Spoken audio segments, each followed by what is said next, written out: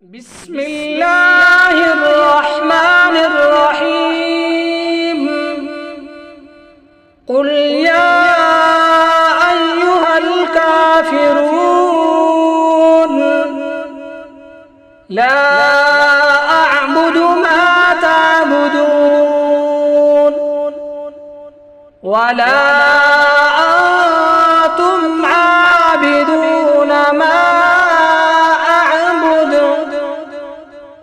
ولا أنا عابد ما عبدتم